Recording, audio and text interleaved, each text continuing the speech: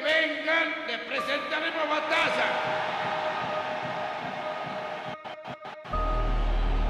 We have to recover those islands. We will have to recover them, for the people on them are British, of British stock.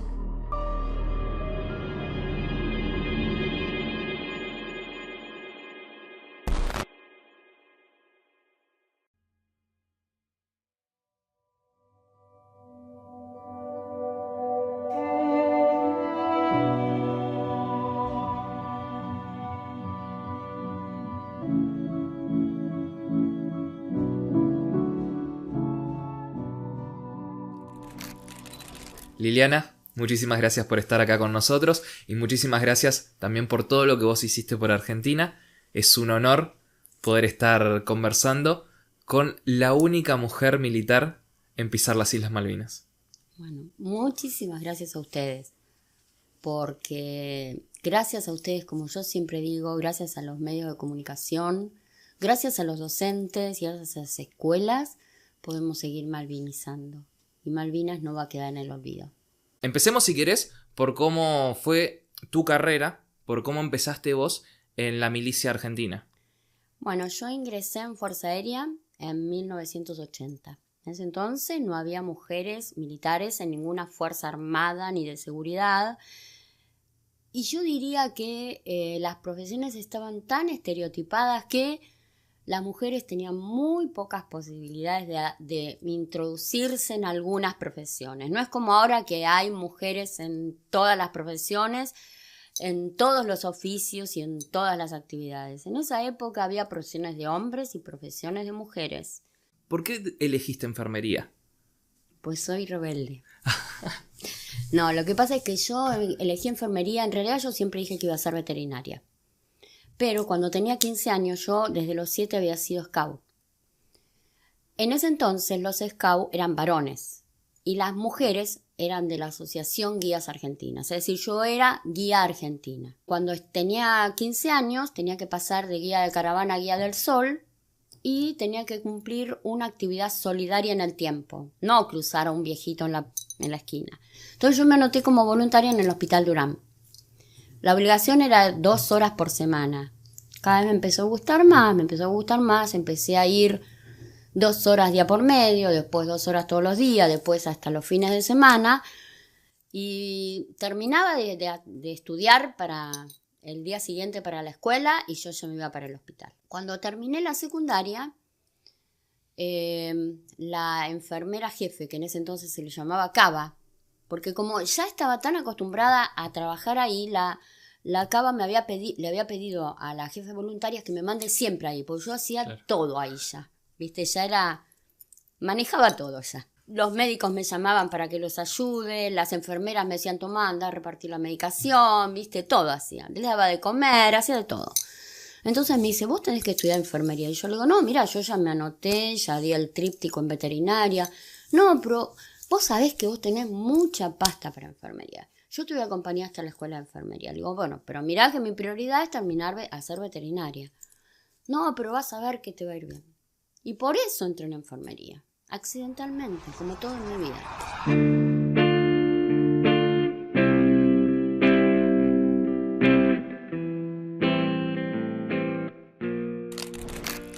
Abril. Sí. 2 de abril de 1982. Sí. ¿Cómo te enteraste cómo comenzó todo? 6:30 de la mañana, mi papá me despierta. Lili, mira, en la radio están diciendo que recuperamos las Malvinas. Papá, ¿qué me estás diciendo? Yo media dormida, ¿viste? Sí, me dice, recuperamos las Malvinas. Yo había estado en el hospital aeronáutico, que yo era enfermera jefe de terapia, trasplante renal y quemados. Había estado hasta las 7:30 de la tarde en el hospital. Y nadie sabía nada. Pero era una paz total el hospital, como claro. Siempre es ahora. Viste que después que se van los médicos, después que ya todo... Es muy tranquilo el hospital.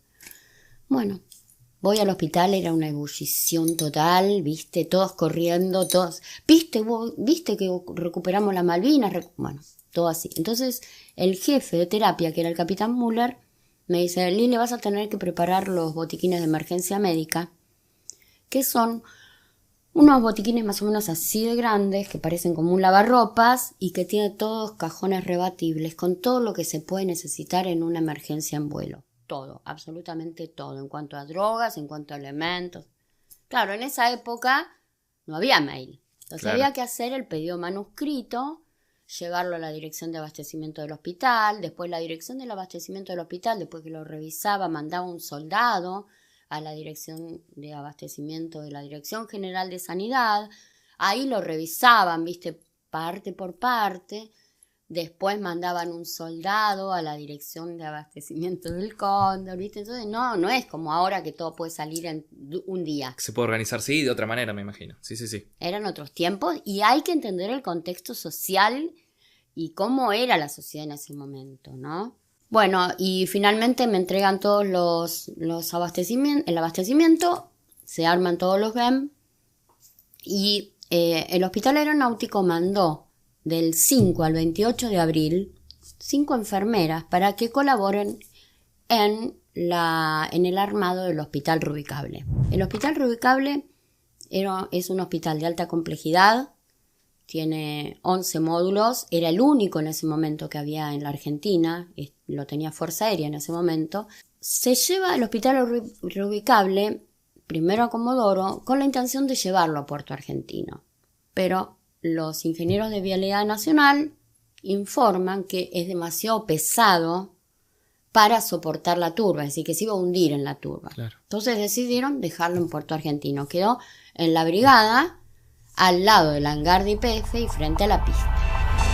Ya deben estar extrañando quizás sus casas, ¿no? Bueno, de extrañar no tenemos por qué extrañar porque estamos por un compromiso acá y la tenemos que cumplir. Además, nuestro compromiso debe ser cumplido. ¿Qué día fuiste a las islas vos? ¿Te acordás? El 22 de mayo. 22 de mayo.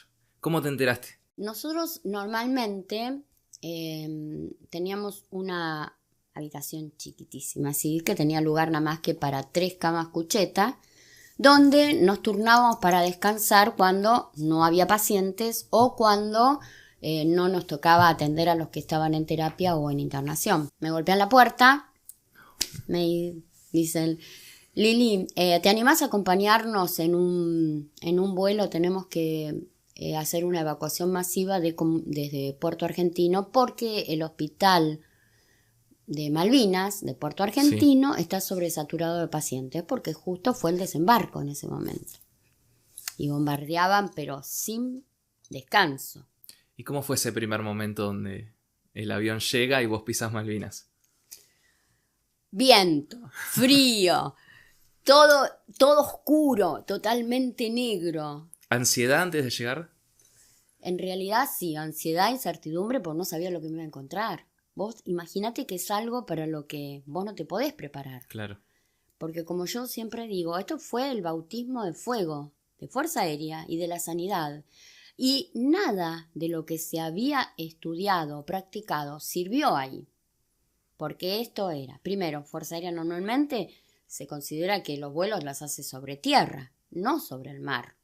Sí, es muy raro. ¿A quién se le ocurre que Fuerza Aérea iba a irse a África? Claro. No.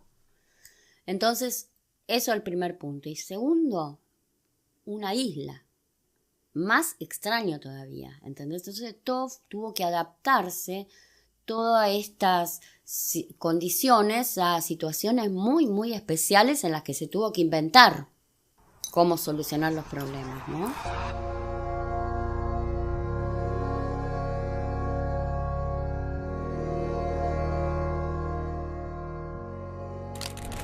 ¿Y cómo trabajaban ustedes dentro del Hércules? En esta época, cuando ya se produce el desembarco, que ya el Hércules no puede aterrizar, que va carreteando, que ya todo es a oscuras, con silencio de radio, nosotros usábamos linternas en la boca y atendíamos a todos los pacientes en la medida de nuestras posibilidades de vuelo. Hay que tener en cuenta que primero los pacientes vomitaban mucho, porque el Hércules iba despresurizado, porque para ir al ras del mar tiene que ir despresurizado. Claro. Entonces se mueve muchísimo, por eso hay que engrampar las camillas también. ¿Cuántos eran en total, recordás? No. ¿Cuántas personas dentro del Hércules? No, eso depende de cada vuelo, pero en Claro. este caso fueron 30. 30. Esos fueron los evacuados ese día. Y al momento de estar con los evacuados, ¿cómo se elegía quién iba primero? ¿A quién se le daba atención con más urgencia? Si había alguno que tenía una emergencia, ese se lo atendía. Pero en general no había urgencias netas en el vuelo. ¿Por qué? Porque como les dije antes, iba despresurizado. Por lo tanto, no se pueden trasladar pacientes descompensados hemodinámicamente porque fácilmente se pueden descompensar. Claro. Y tanto cardiológicamente, respiratoriamente o hemorragias. Entonces los pacientes en esta época todavía, a no ser en los últimos días que ya había que evacuar directamente todo el hospital porque ya había sido la rendición, que ahí se evacuaba todo lo que había, en ese momento se evacuaban nada más que los pacientes que estaban compensados hemodinámicamente. Entonces lo que más tenías que atender era los vómitos, el dolor, la ansiedad, pero no, es decir, yo no iba a tener que hacer una curación en vuelo, Claro. a no ser que empiece con hemorragia, pero si no, no. ¿Qué es lo que más recordás? ¿Lo que más te llamó la atención en ese momento que tuviste que atender, que ver? Todo. Porque nada de eso se había hecho antes. Claro. Así que todo fue un aprendizaje permanente. Y pasando los días, mientras iba transcurriendo la guerra, me estabas contando hace un rato, veíamos que el Hércules no frenaba, No, carreteaba todo el tiempo. carreteaba todo el tiempo, porque era un blanco fácil. Claro, porque el Hércules necesita un tiempo prolongado de carreteo para despegar porque es un avión muy pesado. Si aterrizaba, mientras que carreteaba, era un blanco muy fácil para el bombardeo. Se perdía el Hércules, que era lo que usábamos para trasladar los pacientes, pero además para transportar todos los pertrechos que pedía el hospital de Puerto Argentino. Claro. Y además se perdían las ambulancias. ¿Por qué? Porque el que tenía contacto con la torre de control era el piloto. Cuando las ambulancias veían que el Hércules empezaba a despegar y levantaba la rampa, inmediatamente salían de la pista. Porque si no también son un blanco muy fácil. Claro, tenía que estar todo coordinado al instante y en el Exacto, momento. entonces volvían rápidamente al hospital de Puerto Argentino. E incluso en la pista encendían nada más que unos bochones, nada más de fuego, ni siquiera de luz, para indicarle al Hércules dónde estaba la pista, porque estaba todo a oscuras. Cosa de que no fuera una luz que diera pauta de que esa era la pista. ¿Entendés? De repente el fuego confunde. Claro. Y todo así fue rápido, no tenés tiempo de pensar en nada, todo sale sin que te des cuenta. ¿Qué fue, si es que pasaste, algún momento de miedo en las islas? En las islas era tanto la ansiedad, tanta la incertidumbre, tanta la emoción, todas esas sensaciones mezcladas que no tuve tiempo de tener miedo. La verdad, ahí no tuve tiempo. No porque yo no tuviera miedo, sino porque todas las otras emociones se me arremolinaban. Claro. Y no podía tener miedo en ese momento. Es un momento donde vos estás a full, concentrada en todo. Exactamente, no podés distraer tu mente en otra cosa. Pero después, sí. Cuando llegué otra vez a Comodoro, me desplomé. Cuando hoy charlábamos también con Liliana, ella nos comentaba que todavía tiene relación con alguna de las personas que lograste atender, con algunos combatientes de Malvinas. Todos me preguntan siempre si tengo contacto. Y yo les digo, la verdad, nosotros atendimos tantos pacientes Claro. en tan poquito tiempo, porque el hospital reubicable es un hospital de tránsito. Es decir, que los pacientes llegan, se los divide, se hace el triage en el hangar, se los divide según su patología, su gravedad y el arma. El que tiene que quedarse internado se queda internado en el hospital reubicable, los otros permanecen en el hangar. Ahí les damos un refrigerio, se les hace la contención emocional, todo hasta que son evacuados por su propia fuerza. Entonces no teníamos tiempo como para establecer un vínculo. Claro. Aparte todos de verde, todos con casco, es como que todos son iguales. Pero yo siempre cuando me hicieron el reportaje del 1 de abril en Telefe Noticias, me preguntaron si yo me acordaba de alguno. Y yo le digo, mira, yo el único que puedo identificar es uno que estaba con una bota inflable, porque tenía una fractura en el pie por arma de fuego, en la pierna por arma de fuego, y que estaba muy dolorido. Y le di morfina, Y a pesar de que la camilla estaba engrampada, se movía mucho y él tenía mucho dolor. Entonces yo en un momento me senté en una esquina de la camilla, después que terminé de atender a los demás, como para hacer un poco de peso y que se mueva un poco menos. Claro. Y a las 48 horas me llama una persona y me dice: buenas noches, señora, yo soy Miguel Alario, perdone el atrevimiento, yo llamé a la producción de Telefe Noticias porque escuché el reportaje y yo soy el soldado de la bota inflable. ¡Wow! Te digo, 43 años después. me dice, ¿sabe que yo hace 42 años que la 42. estoy buscando y no podía ubicarla? Cuando a mí me derivaron a Campo de Mayo, al hospital de Campo de Mayo, yo a todos les decía que ya estaba un poco mejor. Les decía, ¿saben que a mí me atendió una mujer? Todos me decían, vos estás delirando, te dieron mucha morfina, no había mujeres. No, yo estoy segura que era una mujer. Estás delirando, son todas mentiras. Ahora les puedo decir a todos, ¿vieron que yo no deliraba? Argentinos a vencer. Argentinos a vencer. ¿Se enteraban realmente de cómo iba transcurriendo la guerra en ese momento? Nosotros nos enterábamos exclusivamente por lo que nos decían los evacuados. Nosotros no teníamos relación con el exterior fuera, es decir, no teníamos relación con el resto del país, solo teníamos relación con los evacuados. Claro. Y tenían todos los insumos ustedes también al momento de teníamos trabajar. todo. No nos faltaba nada absolutamente, ni en la parte de sanidad, ni en la parte de alimentos. Cada vez que venían en una evacuación les dábamos un refrigerio, frío, caliente, alfajores, sándwiches, gaseosa, galletitas, chocolates, lo que quisieran comían. ¿Se sentían apoyados ustedes por sus superiores? Yo con Fuerza Aérea nunca tuve problema. Incluso, ya te digo, cuando el médico pidió que me incorporara en la tripulación de vuelo, inmediatamente aceptaron, nunca hicieron problema. Y yo transcurrí la guerra apoyada por mis compañeros y yo traté de apoyar a mis compañeros todo lo que pude. Yo estuve 35 días allá, Claro. Era la primera vez que estaba alejada tanto tiempo de mi familia. ¿Viste? Porque antes, que yo, cuando vos hacías una atención primaria de salud en alguna provincia, te ibas por 3 o 5 días. Pero 35 días nunca había estado alejada de mi familia. Nosotros podíamos llamar por radio una vez a la semana, menos de 5 minutos. Así que si no fuera por los compañeros que nos apoyamos entre todos, porque la guerra crea eso. Crea un sentimiento de dependencia. Vos dependés del otro y el otro depende de vos. Y vos lo superás si el otro te ayuda. Y el otro lo supera si vos lo ayudás. ¿Cómo fue el momento cuando se enteraron que estaba el cese al fuego? Yo estaba en Córdoba, en la Escuela de Aviación Militar. Nos habían incorporado como suboficial y nos correspondía ser oficiales. Entonces sí, teníamos que hacer el curso de promoción a oficial. Ese fue el primer curso mixto que se realizó. Hasta ahora siempre habían sido separados los hombres de las mujeres. Entonces, el 14 de junio, en la formación de la mañana, el jefe de turno nos dice: tengo para darles una mala noticia. Les informo que se firmó el cese al fuego. Realmente quedamos todos paralizados, porque no todos los que estábamos ahí habíamos ido a la guerra, pero sí la mayoría.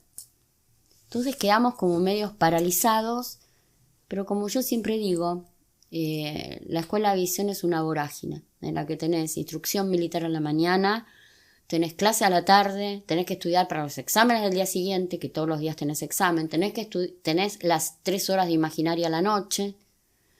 Entonces es como que todo, Malvinas fue quedando en el subconsciente y atrapada por toda la vorágine de la instrucción, ¿no? Ahí cuando volví a Buenos Aires, yo estuve hasta fin de año.